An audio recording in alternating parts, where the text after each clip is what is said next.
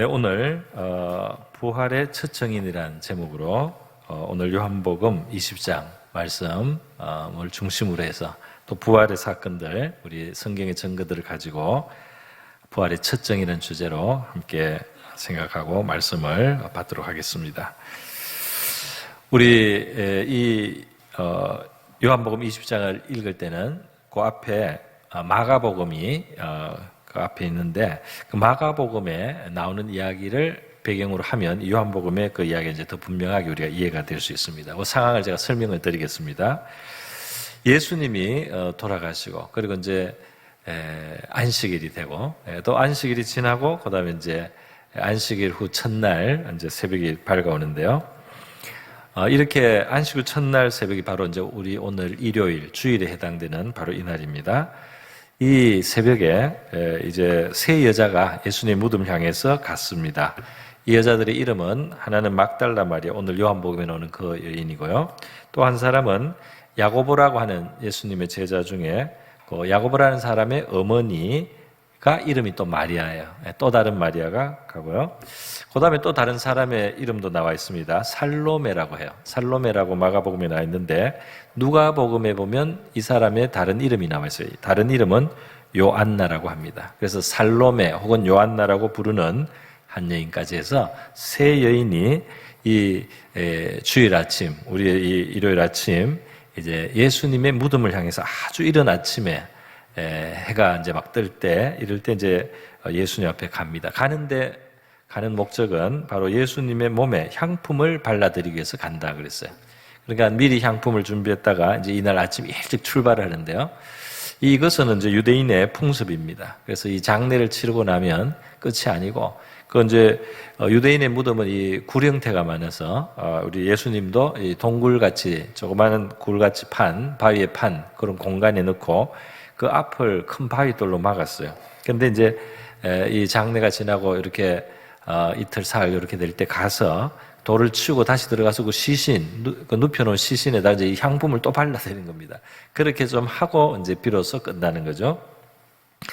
이것이 유대인의 그 장례식 예법이어서요. 이제 가는데, 이제 문제, 이 사람들이 가면서 서로 한 대화까지 나와 있습니다. 뭐라고 되어 있냐면, 고민이 있어요. 이 돌을 누가 치우나? 그 입구에 요만한 그 시신을 넣기도 하고, 사람들이 그 안에 모셨들, 이렇게 할 만한 이만한 열린 그 입구가 있는데, 그거를 가로막는 이 바위돌을 뒀거든요. 그러니까 이게 상당히 그래도 무게가 나가는 그런 큰 돌입니다. 바위죠. 그거를 누가 우리를 치워줄 것인가? 누가 그 돌을 굴려주리요? 이렇게 여자들이 걱정하면서 갔다. 그렇게 돼 있습니다. 그게 얼마나 무겁겠습니까? 그죠? 그래서 그 아주 사실적으로 이들의 걱정이 나와 있어요. 그런데 무덤에 가서 도착해서 딱 보니까 이 돌이 이미 치워져 있어요. 입구에서 굴러서 옆으로 치워져 있습니다. 그리고 보니까 흰 옷을 입은 청년이 있는데 사실 천사죠. 이제 말을 하는 겁니다. 그가 살아나셨다는 거예요. 그리고 그가 여기 계시지 않다는 거예요. 무덤의 돌이 치워졌습니다. 이제 보라고, 안에 비었다고. 그러면서 이전에 너희들에게 말씀하신 거 있지 않느냐. 그때 나중에 부활하신 다음에 갈릴리에서 만난다는 말씀 그거 기억하고 너희들 갈릴리로 갈 준비를 하라. 이런 말씀을 그 청년 천사가 해준 거예요. 그래서 너무나 놀랐습니다. 일단 무덤이 갔는데 무덤이 비어있다는 것, 이 자체가 충격이에요. 천사가 말한 것도 무슨 다 이해를 했는지는 모르겠는데 일단 너무너무 충격이고 또 떨었다 그랬어요. 굉장히 무섭게 느꼈다는 거예요. 무덤이 비었으니까. 굉장히 그게 충격적인 일이었습니다. 그래서 마가복음에 의하면 당분간 아무한테 말도 못한 거예요. 말을 못했다고 돼 있어요. 나중에 보면 이 여자들이 와서 이제 말을 하는데 그건 조금 시간이 지난 다음에 이제 말을 하게 되는데 처음에는 말할 생각도 못 합니다. 이게 너무 엄청나서 자기들도 이해가 안 되는 그런 일이었기 때문에 이런 일이 있었습니다. 그런데 지금 그 배경으로 요한복음에 이제 막달라 마리아만 지금 봅니다.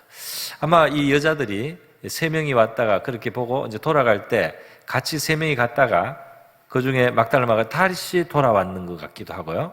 아니면 막달라 마리아가 혹시 남았다가 나머지 두 사람은 그냥 가고 막달라 마리아가 남아서 지금 겪는 일인지 그거는 우리가 이럴 수도 있고 저럴 수도 있다고 생각합니다. 어쨌든 지금 상황은 막달라 마리아 혼자 지금 그 무덤에 남아 있는 것입니다. 있게 됐는데 이때 이제 막달라 마리아가 예수님을 만납니다. 부활하신 예수님을 사람이 처음 만나는 거죠. 그런 사건이 일어나는 것입니다. 마가복음에 의하면 이 막달라 마리아에 대해서 설명이 더 돼 있어요. 뭐라고 돼 있느냐면 예수께서 안식 후 첫날 이른 아침에 살아나신 후에 전에 7 귀신을 쫓아내어 주신 막달라 마리아에게 먼저 보이시니 그렇게 있잖아요. 그러니까 이 막달라 마리아가 부활 후에 살아나신 후에 처음 만난 게 맞습니다. 먼저 보이시니 막달라 마리아가 처음이에요. 그런데 이 여자는 이전에 7 귀신이 걸려서 귀신 걸린 여자 얼마나 참 비참하기도 하고 또 뭐 끔찍한 모습이겠죠. 그랬던 여자인데 예수님이 그 귀신을 쫓아주셔가지고 이 여자가 귀신에게부터 해방이 되고 구원받았습니다. 그리고 예수님을 이제 섬기게 된 것이죠. 이제 이런 이 배경을 설명을 해줬습니다. 그런데 이 막달라 마리아에게 먼저 보이시니 마리아가 가서 예수와 함께하던 사람들이 슬퍼하고 울고 있는 중에 이 일을 알리니 그들은 예수께서 살아나셨다는 것과 마리아에게 보이셨다는 것을 듣고도 믿지 않았다. 마리아가 이때 예수님을 만나고 이제 가서 형제들에게 그 예수님의 제자들에게 말을 했는데도 안 믿더라 하는 그런 내용입니다. 그래서 오늘 그 내용을 지금 요한복음은 더 자세하게 예수님을 어떻게 처음 만났느냐 있습니다. 자, 제가 오늘 먼저 이 부활의 첫 정의라는 제목으로 말씀을 드리면서 먼저 우리가 보기 원하는 그 주제는 바로 이 부활이라는 것의 사실성입니다. 부활의 사실성. 그리고 이 부활이 갖고 있는 의미가 무엇이냐 하는 것인데요. 부활의 사실성, 이거 참, 이 세상에서는 참 이게 부활에 믿기 어려운 이야기잖아요. 부활, 죽었는데 산다. 그래서 이 믿기 어려운 그 부활, 정말 믿기 어려웠다고 성경이 말하는 겁니다. 이 예수님의 이 부활, 이거 정말 제자들도 믿기 어려웠다. 그거를 성경이 너무 리얼하게 잘 기록을 해주고 있어요. 이 세상에 일어날 일 중에 사실 가장 엄청난 일입니다. 이 세상에 우리가 큰 나라가 큰 나라를 이기고 이런 게 세상 역사에서는 크지만 하나님의 영적으로 이 세상의 의미를 볼 때는 이 세상의 가장 큰 일 중에 큰 일은 하나님의 아들이 이 세상에 들어오신 거. 하나님의 아들이 이 세상에서 죽임을 당하는 거. 하나님의 아들이 죽었다가 부활하신 거. 이런 것들이 영원한 관점에서 보면 정말 의미 있는 사건이고 큰 사건이라고. 그 결과가 어마어마한 결과를 가져옵니다. 예수님의 이 부활은 말이죠. 이 보통 우리가 사람들이 죽었다가 잠깐 살아나는 거하고 다릅니다. 죽었다가 잠시 살아서 좀 더 이야기하다가 또 돌아가시기도 하고 또 어떤 분들은 아예 잠깐 죽었는데 회생을 해서 몇 년 더 사시기도 하고 이런 부활이 있지 않습니까? 근데 그게 아니에요. 예수님의 부활은 그런 부활하고 다르게 이 다시 예수님이 지금 무덤에서 나오셨을 때는 이전의 몸과는 달라요. 이전의 몸과 다른 불멸의 몸입니다. 불사의 몸이에요. 이것은 천국에 속한 몸이에요. 이것은 바로 이제 부활의 영광스러운 그 몸이라고 할 수 있겠습니다. 이 몸은 보니까 복음서에서 부활 이후에 난 사건을 보니까 지금 우리의 갖는 이 몸하고는 이 수준이 다른 그런 몸입니다. 급이 다릅니다. 그래서 이게 변모할 수가 있어요. 예수님이 변모하셔서 다른 사람의 모습으로 잠깐 보이기도 합니다. 그러다 다시 돌아와요. 그리고 제자들이 이렇게 모여 있는데 갑자기 중간에 나타납니다. 문을 다 걸어 잠궜는데도 갑자기 그곳에 찾아오실 수가 있어요. 뿐만 아니라 또 엠마오로 가는 제자들을 만났을 때는 예수님이 제자들이 예수님을 알아보는 순간 바로 눈앞에서 사라지셨어요. 그렇게도 할 수 있는 몸이다. 그렇다고 이것이 영이냐? 영이 아니라는 겁니다. 그렇게 공간을 초월하는 것처럼 보이지만 영이 아니라 분명히 만질 수 있는 이 뼈와 살이 있는 몸이라는 거예요. 그거를 증명하시기 위해서 예수님이 일부러 먹을 것이 있느냐 해서 이 생선 토막을 하나 가져오게 해서 제자들이 보는 앞에서 드셨다는 겁니다. 몸이 진짜 몸이라는 거예요. 그래서 이렇게 인류 역사에 처음 보는 몸입니다. 그걸 제자들이 본 거예요. 참 그 하나님의 이 창조의 세계가 더 높은 세계로 올라가는 과정에 지금 하나님의 아들이 먼저 보여주신 신비로운 몸을 보여주신 것이에요. 네. 여러분, 이 부활을, 예수님의 부활을 믿는데 제자들의 시간이 필요했습니다. 얼른 안 받아지는, 너무 준비가 안 됐습니다. 예수님이 이전부터 미리 말씀해 주셨어요. 그러나 그것을 받을 수 있는 이 바탕이 부족했어요. 왜냐하면 예수님이 부활에 대해서 말씀할 때는 내가 저 예루살렘으로 올라가면 고난을 받게 된다. 내가 이 버림을 당하게 된다. 내가 죽임을 당하게 된다. 그리고 3일 후에 부활한다. 이런 말씀을 하셨거든요. 그런데 이 제자들에게는 지금 예루살렘에 마지막으로 갈 때는 이제 왕이 될 줄 알았어요. 온 나라를 로마로부터 회복해서 이스라엘이 다시 영광스럽게 재건되면 그 왕이 되고 자기들은 높은 재상들이 되고 장관들이 될 줄로 생각을 하고 있기 때문에 예수님이 고난받는다, 죽는다 이런 이야기를 했을 때 그거부터가 듣기가 싫어요. 그거부터가 받아지지가 않아요. 그러니까 그 다음에 부활할 거란 이야기도 더더욱 이들의 마음속에 들어가지를 못했습니다. 그래서 베드로는 예수님 고난받지 말라고 말리지까지 하지 않습니까? 그러니까 이들의 관심이 딴 데 있기 때문에 안 들리는 거예요. 여러분도 관심이 딴 데 있으면 안 들립니다. 그죠? 사람의 말도 안 들리고 하나님의 말씀도 안 들려요. 그러니까 우리 마음을 비우고 저분이 무슨 말을 하는가, 또 하나님이 뭐라고 하는가, 성경이 뭐라고 하느냐, 이렇게 마음을 우리가 귀를 진심으로 기울여야 이제 듣게 될 텐데요. 이 제자들이 이 막달라 마리아가 처음 예수님을 만나고 이제 가서 말해도 안 믿었다고 돼 있지 않습니까, 오늘?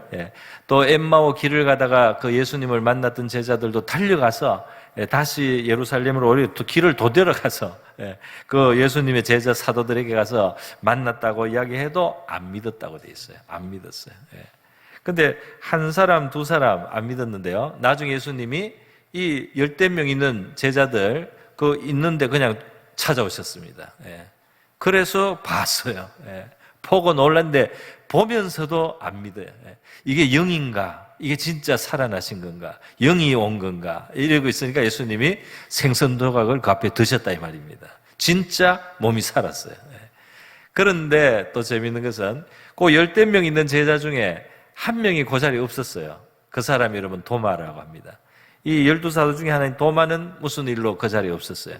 그랬더니 나중에 예수님이 다시 떠나신 후에 도마가 돌아왔는데 이 10명 되는 제자가 예수님 부활하신 예수님 우리 찾아왔다 이렇게 도마에게 말했잖아요. 말을 당연히 말하는데 도마가 안 믿었다고 돼 있습니다. 10명이 말하는데 안 믿었어요. 한두 사람이 말하면 저 사람이 저 여자가 너무 예수님 죽어서 슬퍼서 지금 이 환각이 일어나고 있구나 이렇게 생각을 하고 안 믿었어요. 처음에는. 그런데 10명이 말해도 안 믿어지는 거예요. 그런 일이 어떻게 있냐 말이야. 도마는 그 십자가에 달려 죽으신 예수를 도대체 어떻게 살았다고 하는 이 무리가 진짜 정신이 지금 나갔다 이렇게 생각하고 나는 그의 이 못자국 난 손바닥에 내 손가락을 넣어봐야 되겠다. 나는 그 창에 찔렸다고 하는 그 옆구리에 내 손을 넣어봐. 그러기 전까지는 못 믿지 이렇게 도마가 말했어요. 도마에 대해서는 오늘 오후 예배 때 설교 말씀이 있습니다. 어쨌든 여러분 이 믿기 어려웠다는 거 이건 너무 리얼하단 말이에요. 이게 너무 현실적이 바로 우리가 진짜 그렇게 한단 말이에요.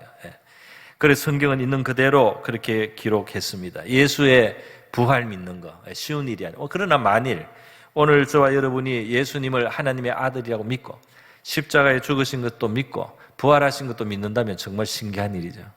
우리 믿음이 참 신기한 믿음입니다. 그게 믿어진다는 거 말이죠. 믿어진다는 것은 참 놀라운 일이고 축복인 줄 믿습니다. 여러분 오늘 이 예수님은 제자들에게 이렇게 나타나면서 이제는 확실하게 말이죠. 40일의 그 기간을 두고 중간중간에 나타나셨어요. 그래서 40일 동안 중간중간 나타났는데 주제가 있습니다. 예수님이 제자들에게 계속 강조하신 게 하나님의 나라였어요. 그건 천국이기도 하고 이 땅에서 하나님의 뜻이 이루어지는 하나님의 나라 말을 했습니다. 그래서 그를 가르치시고 예수님이 제자들이 보는 눈앞에서 들려 승천하시는 걸 제자들이 봤다 그랬어요. 그래서 이 예수님을 이와 같이 부활의 예수님을 생생히 만나고 그렇게 경험한 제자들은 흩어져서 이 부활의 복음을 전하게 됐어요. 이 부활의 예수를 전하게 돼. 이가 바로 인류를 구원하는 하나님이 보내신 구원자요. 그는 죽었다가 부활하셨다 말이야. 그가 우리의 세상 죄를 다 지고 십자가에서 감당해 주셨기 때문에 이제 누구든지 와서 그 예수를 믿고 그를 영접하면 그가 우리의 삶 속에 찾아오시고 우리가 구원받게 된다. 이 부활의 복음, 예수의 복음을 온 세계에 전했는데요. 전하다가 거의 다 죽었습니다. 다 순교했어요. 그런데 순교를 이들이 피하지 않고 그걸 마땅히 그 값을 치르면서 자신을 바쳤습니다. 왜냐하면 너무나 자기들이 본 일이요, 확신한 일이요, 영원한 생명으로 살아오신 예수를 봤기 때문에 육신의 죽음을 이들이 초월하는 그런 이제 담대함과 자유함을 가지고 복음을 전할 수 있었던 것입니다. 그런데 여러분, 이렇게 부활은 이제 점점 시간이 지나면서 이 하나님이 계속해서 이 예수의 부활이 증거되게 하고 그것이 믿어지는 성령의 역사가 계속 일어나면서 온 세계에 이 복음이 계속 전파되고 있는 거예요. 그런데 이 부활의 사실도 놀랍지만 그 안에 담겨있는 뜻을 우리가 잘 알아야 되겠습니다. 그 가장 중요한 뜻들을 제가 몇 가지만 먼저 말씀드립니다. 예수님의 부활, 거기에 담겨있는 의미와 진리죠. 뭐냐면 첫 번째로 죽은 자가 이런 식으로 산 적이 없습니다. 그러므로 이가 바로 하나님께로부터 온 분이에요. 그가 이 사람의 몸을 갖고 또 어머니 모태를 통해서 왔지만 그는 사람이 아닙니다. 그냥 사람이 아니에요. 이는 참으로 하나님의 아들이 사람으로 오신 거예요. 특별한 그 부활을 볼 때, 그 영광의 몸으로 변하셔서 제자들에게 오실 때 인류 속에 처음으로 그러한 영광의 부활의 몸을 가지신 분, 그분은 바로 하나님의 아들이십니다. 자, 뿐만 아니라 하나님의 아들이라는 게 그의 부활로서 이것이 드러났다면 그의 죽음의 의미를 우리가 심각하게 생각해야 되는 거죠. 그 예수를 몰랐던 사람이 만약에 예수가 정말 하나님의 아들임이 부활로서 입증됐다면 그러면 왜 그가 죽었나? 그러면 왜 그 하나님의 아들이 그 십자가 형틀이라고 하는 그 아주 비극적인 죽음을 죽었나? 왜 하나님이 그런 일을 허락하셨나? 이렇게 묻게 될 것입니다. 그러면 답이 있는 거죠. 뭐냐면 그의 죽음은 죄인으로서 또는 어떤 그냥 불행으로서 죽는 그런 죽을 이유가 없는 하나님의 아들이에요. 하나님의 아들은 그런 죽지 않을 수 있는 능력도 있어요. 그런데 하나님의 아들이 그러한 비극적인 죽음을 죽었을 때는 그 죽음에는 굉장히 중요한 목적이 있다 이 말입니다. 그거는 자기를 위한 죽음은 아니다 이거예요. 그러면 무엇이냐? 설명이 되어 있습니다. 그것은 바로 그를 믿고 구원받게 하려고 그 많은 죄인들의 죄를, 인류의 죄를 짊어지시는 대속의 죽음이다. 인간 하나님을 배반하고 떠난 인간들의 죄를 거룩하신 하나님의 아들이 한 몸에 감당해 주신 거다. 그래서 죽으신 거다 하고 그의 죽음의 의미를 이 부활이 오히려 드러내 준다 이 말입니다. 또 있습니다. 우리를 위해서 이 세상에 찾아오시기까지 하고 죽기까지 하시고 그리고 부활하셨으므로 우리의 구원자이신 하나님의 아들은 지금 살아계신 분이다. 그는 살아나셨기 때문에 지금 살아계시다 이 말이야. 할렐루야. 구원자가 살아계시다. 그는 좋은 가르침을 남기고 떠난 위대한 스승 정도가 아니다 이 말이야.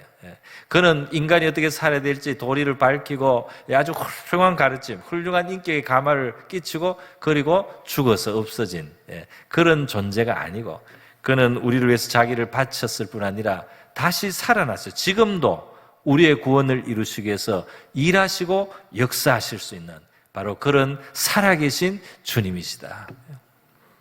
그리고 여러분, 그리고 이 예수님의 부활이 이제 하나 보이는 것은 그가 사람이 되셨는데 우리 같은 사람, 피가 흐르는 사람이 되셨는데 그가 그 죽음 이후에 영광스러운 몸으로 이 세계와는 급이 하나 더 올라간 그러한 세계의 몸으로 부활하여 나타나심으로 우리 인류 가운데 구원받은 사람들이 이르게 될 영생의 몸이 어떤 것인지를 먼저 보여주셨다는 거예요.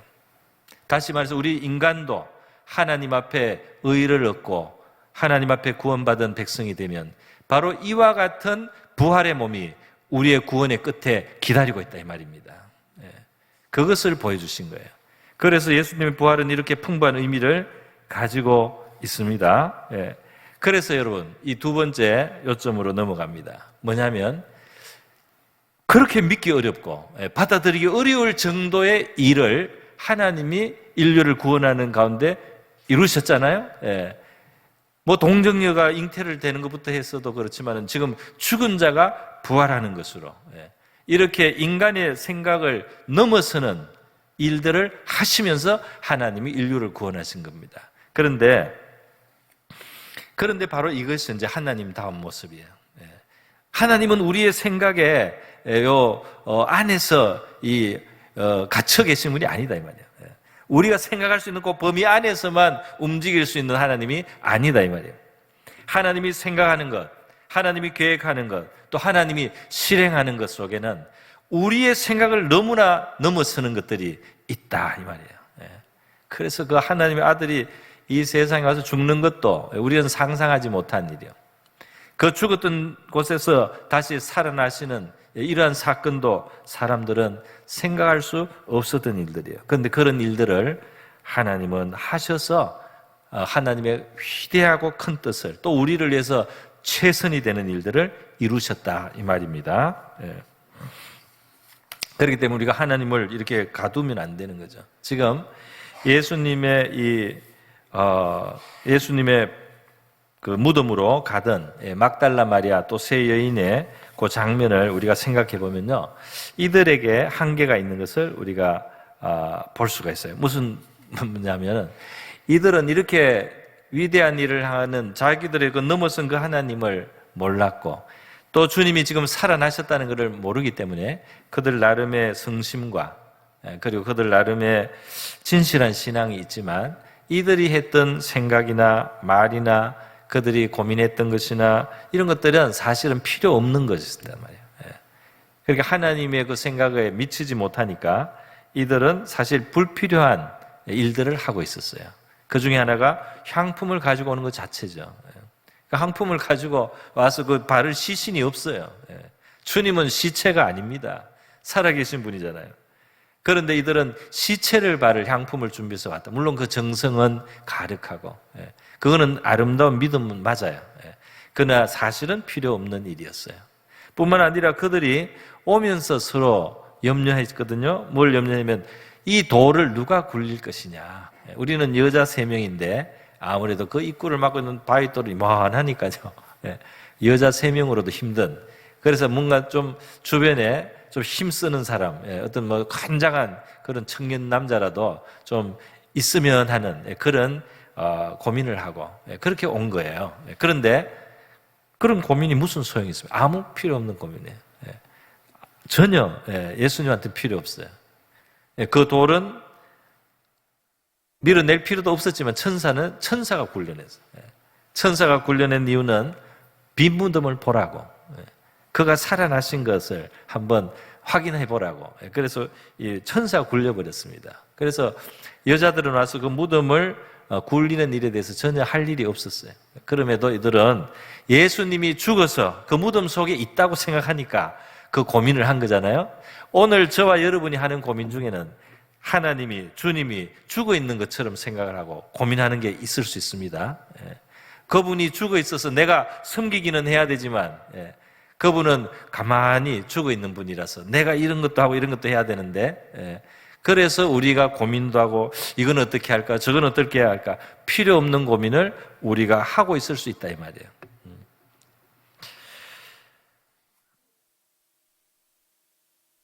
쓸데없는 고민. 이 세상에는 나중에 보면 쓸데없는 고민이 너무 많습니다. 하나님이 살아계시고 우리의 구주가 살아계셔서 살아계신 분하고는 안 맞는 고민을 우리가 하고 있을 때가 있어요.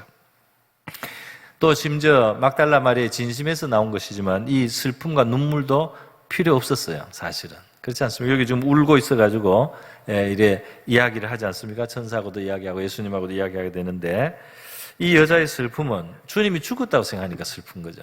그리고 시체가 도적맞았다고 생각하는 거예요. 시체가 도적맞은 게 아니고 살아나셨는데 그걸 안 믿고 있으니까 슬픈 거예요. 오늘 저와 여러분의 마음속에는 예수님이 지금 살아계시다는, 나의 구원자가 살아계시다 하는 이 사실에 대한 우리의 확실한 믿음과 고백을 가지고 이거하고 맞지 않는 고민은 하지 않기를 바랍니다. 이거하고 맞지 않는 슬픔은 갖지 않기를 바랍니다. 이거하고 맞지 않는 것으로 자꾸 이렇게 시간을 쓰고 낭비할 필요가 없다 이 말이죠. 마음을. 그래서 엉뚱한 일을 하려고 향품을 가지고 가고, 엉뚱한 염려, 누가 돌을 굴릴까, 또 이 공산직인 줄 알고 시체 치웠으면 좀 알려달라고 내가 시체 가져가야 돼. 엉뚱한 요구를 하는 겁니다. 예수님이 살아계신데, 살아계신 예수님을 죽은 예수로 우리 마음속에 생각하고 있으면 내 할 일은 있어도 쓸데없는 일을 한다 이 말이야. 쓸데없는 일을. 그래서 이 기독교를 죽은 종교로 여기고 죽은 종교처럼 생각하고 죽은 종교를 이 실행하는 사람들처럼 우리가 종교 생활을 해서는 안 된단 말이죠. 살아계신 예수님과 동행하는 것이 우리 신앙이에요.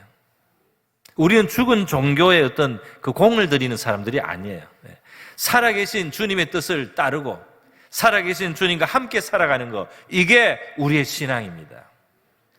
우리는 죽은 종교 무슨 기름을 발라가지고 뭐라고 가서 이걸 치우고 어떻게 하고 그 잃어버린 거 찾으려고 누구한테 묻고 시체 찾고 유품 찾고 이런 게 아니에요. 살아계신 예수님, 그를 만나고 그와 함께하고 그의 뜻을 우리가 걸어가는 것, 이것이 이제 우리의 신앙이 되어야 할 줄 믿습니다. 부활이라고 하는 것, 이 생각과 상상을 넘어선 놀라운 일이었습니다.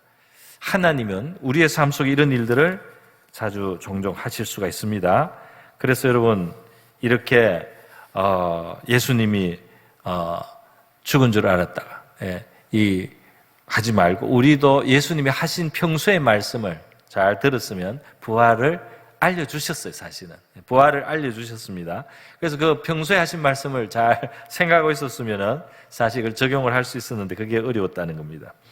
에베소 3장 20절에 보면 우리 가운데 역사하시는 능력대로 우리의 온갖 구하는 것이나 생각하는 것에 더 넘치도록 능히 하실 예게, 하나님을 우리의 넘치는 분으로 이렇게 설명했습니다. 우리 생각하는 것, 구하는 것, 그 이상의 일들을 하실 수 있는 하나님, 그 하나님을 우리가 생각해야 된다. 그리고 우리의 믿음의 세계는 자유가 있고 창의성이 있고 융통성이 있어야 돼요. 우리의 신앙이 이렇게 죽은 종교가 돼서는 안 됩니다. 살아계신 하나님은 우리를 넘어서거든요. 그러니까 이 하나님을 따라서 우리가 우리 자신을 넓혀 나가야 되잖아요. 그래서 더 넘치도록 하시는 이 하나님께 소망과 믿음을 가지고 우리 입도 넓게 열고 믿음을 가져보고 하나님을 시인하면서 그렇게 하나님의 인도 속에서 우리의 삶이 확장되는 그런 저와 여러분의 신앙 될 수 있기를 바랍니다. 여러분, 하나님의 생각이 얼마나 높아요. 그런데 이 모습이 참 독특하죠. 그 막 십자가를 지시고 죽어가는 그 예수님의 모습은 너무 실패자 같고 비참하지만 그게 하나님의 뜻이기 때문에, 그게 아버지의 뜻을 따라서 하는 거기 때문에 그것이 생명의 길이고 영광의 길이고 권세의 길이었어요. 그것도 얼마나 다릅니까? 우리 사람들의 생각하는 거요. 예수님이 막 피를 쏟고 이렇게 할 때, 저 사람은 참 이제 끝장이구나 했는데 그것이 얼마나 큰 열매를 맺습니까? 그게 하나님의 방법이에요. 십자가를 지는 그 모습은 너무 비참하지만 그것이 있기 때문에 예수님은 참 영광의, 찬송의 영원한 주인공이 되는 겁니다. 할렐루야. 그래서 이렇게 우리 예수님의 그 무력한 순종의 모습, 십자가에 달려 죽는 건 무력하게 보이지만 그것이 예수님이 온 세상에, 하늘과 땅의 모든 권세, 이 세상을 깨뜨린 철장의 권세를 가지는 철장 권세의 길입니다. 그런 순종의 길에 그게 있는 거예요. 그러므로 여러분, 우리가 이러한 하나님의 길이 우리의 생각보다 높은 걸 알고 또 특별히 예수님이 가신 그 길에 대해서 우리가 깊이 마음에 새길 수 있기를 바랍니다. 하나님의 뜻이 중요해요. 여러분, 그래서 이런 크신 하나님은 놀랍잖아요. 그 비극적인 십자가는 결국은 가장 놀라운 은혜와 은총과 생명과 기쁨의 길이었어요. 그래서 우리 이 삶 속에 있는 불행과 비극에 대해서 우리 자세를 좀 바꿔서 어떤 환경에 어떤 어려움이 있더라도 이 안에서 하나님의 뜻을 우리가 생각해야 되겠습니다. 여기에서 지금 하나님의 뜻이 무엇이냐 말이에요. 여기에서 나는 어떻게 하는 것이 하나님의 마음에 맞는 길이냐 말이에요. 내가 하나님 앞에 이 불행한 세계 속에서도, 이 비극적인 세계 속에도 하나님의 뜻에 맞는 길을 생각하고 그 길을 따라간다면 하나님께서 그 결국을, 그 끝을 복되게 아름답게 능히 하실 수 있을 줄 믿습니다. 그래서 합력하여 선을 이룬다는 말, 악과 불행도 바꾸어서 선과 복의 결과로 만들 수 있는 우리보다 차원이 높으신 하나님, 그가 우리가 부르는 예수 그리스도의 하나님이신 줄 믿습니다. 그래서 여러분, 우리는 이 부활을 통해서 우리의 이 이 생각 넘어서는 하나님, 거기에 대해서 우리의 마음을 더 열어야 되겠구나, 이런 교훈을 받습니다. 마지막으로 이 막달라 마리아가 비록 안 울어도 되는 울음을 울고 안 해도 되는 걱정을 하고 또 안 해도 되는 그런 향품을 가지고 갔지만 하나님이 또 그것을 무시하지 않아요. 왜냐하면 그 수준에서 진리에 아직 부족한 그 수준에서 정말 진심한 그래도 헌신이었기 때문에, 그래서 이렇게 지금 부활의 첫 증인으로 그를 만나주시는 겁니다. 그러니까 이것은 무슨 말이냐면, 우리가 좋은 일이 있을 때 생각나는 사람이 있을 수 있어요. 그죠? 내가 이 좋은 일을 누구한테 알릴 것이냐. 그죠? 아주 큰 성공이나 성취가 이루어지면 내가 이것을 알리고 싶은 사람은 내가 귀하게 여기는 사람이겠죠. 내가 사랑하고 기뻐하는 자가 이걸 듣게 됩니다. 그래서 예수님은 이 지금 죽은 예수님의 몸에 향품을 바르러 오고 또 눈물을 흘리고 그런 바로 이 여자들 중에 지금 또 그 중에서도 끝까지 무덤에 있는 막달라 마리아를 부활의 첫 증인이 되겠어요. 여기에서 이 참 존경할 만한 신앙의 모습이 하나 있습니다. 뭐냐면 더 이상 예수는 자기에게 도움이 안 되는 존재로 되었어요. 그죠? 그전에는 능력을 베풀고 귀신을 쫓아내주고 그리고 뭐 병자를 고치기도 하고 기적을 행하기도 하고 이스라엘의 임금이 될 것 같은 이런 분이었잖아요. 그러니까 사람들이 환호할 만합니다. 그러나 그가 체포되는 순간, 그가 십자가에 달린 순간 어땠습니까? 밑에 있던 제자들은 그냥 나 살려라 하고 그냥 흩어졌어요. 이제 예수가 자기들에게 도움이 안 돼요. 오히려 위험해요. 그러니까 다 떠나버립니다. 그런데 예수가 아무 도움도 안 되는 바로 이러한 때에 예수님이 자기에게 베풀어 주셨던 그 은혜를 기억하면서 그 감사함을 가지고 여전히 예수님을 위해서 뭔가를 섬기고자 하는 바로 이것이 귀한 믿음이에요. 부활에 대해서 몰랐다는 그 지식에 있어서는 결핍이 있었지만은요. 그러나 자기를 위해서 아무 도움이 될 수 없는 것 같은 예수라도 끝까지 사랑하는 이 믿음은 귀한 믿음이었습니다. 오늘 예수님은 살아계시지만 때로는 마치 안 계신 것처럼, 마치 우리를 안 도와주시는 것처럼 계실 때도 있잖아요. 그럴 때 우리는 어떻게 예수님을 대하고 있습니까? 예수님이 뭐 나를 버리셨습니까? 이렇게 불평할 경우도 있는데요. 그런데 예수가 마치 돌아가신 것처럼, 예수가 이제는 나를 위해서 아무것도 안 해줄 것 같은 그때도 내가 예수님께 받은 그 은혜를, 나에게 베풀어 주신 주님의 깊은 사랑을 기억하고 그 예수를 위해서 여전히 헌신하는, 여전히 그 예수를 섬기기를 원하는, 그 예수를 향해서 사랑을 고백하는 바로 이 믿음, 귀한 믿음인 줄 믿습니다. 그게 부활의 첫 증인이 됐어요. 예수님이 너무너무 영광스러운 역할을 주신 겁니다. 또 만나 주신 겁니다. 할렐루야. 그 사랑을 받는 거죠. 사랑을 받고 귀 여김을 받은 겁니다. 그리고 부활의 첫 증인이 돼서 증언을 하기 시작한 겁니다. 물론 뭐 들을 사람이 아직 준비가 돼서 못 듣긴 했지만 예수가 부활하셨다, 예수님이 살아나셨고 이런 말씀을 너희들에게 하신다라는 그 일을 할 수 있다는 거 얼마나 영광스러운 일이에요. 바로 자기를 해서 아무것도 할 수 없는 것 같이 보는 그 예수를 끝까지 사랑한 막달라 마리아, 그녀를 예수님이 부활의 첫 증인으로 삼아주셨어요. 오늘 주님께서 우리를 사용하셔서 온 세상에 하나님의 은혜를 증거하거나 하나님의 선하심과 하나님의 어떤 놀라운 은혜를 베푸는, 또는 예수님의 복음을 전하거나 하나님의 어떤 좋은 것들을 우리가 나누는 그런 도구로 우리의 삶을 주님이 사용해 주실 할 때 우리에게 믿음과 소망과 함께 주님을 향한 사랑이 있기를 바랍니다. 그 사랑은 내가 주님이 당장 나에게 내 기대대로 안 되고, 또 지금 살아 있어서 막 내가 필요한 걸 막 채워주는 것 같이 안 보이는, 바로 그 순간에도 그 주님께 대한 은혜에 대한 감사와 사랑을 가지고 그 주님을 귀중하게 여기고 변함없이 섬기는, 바로 그러한 이들을 주님께서 귀하게 여기시고 사용해 주실 줄 믿습니다. 그 소망의 소식의 전달자로 그렇게 삼아 주시려고 믿습니다. 예수님 사랑하는 게 중요합니다. 그래서 에베소서 6장에 사도 바울은 그 에베소 성도들에게 그 이제 편지를 마무리하면서요, 우리 주 예수 그리스도를 변함없이 사랑하는 모든 자에게 은혜가 있을지어다. 우리 주 예수 그리스도를 저와 여러분이 변함없이 사랑하고 하나님이 주신 은혜에 잊지 않고 변함없이 그를 사랑하며 살고 더 풍성한 은혜가 저와 여러분의 삶 속에 넘치기를 바랍니다.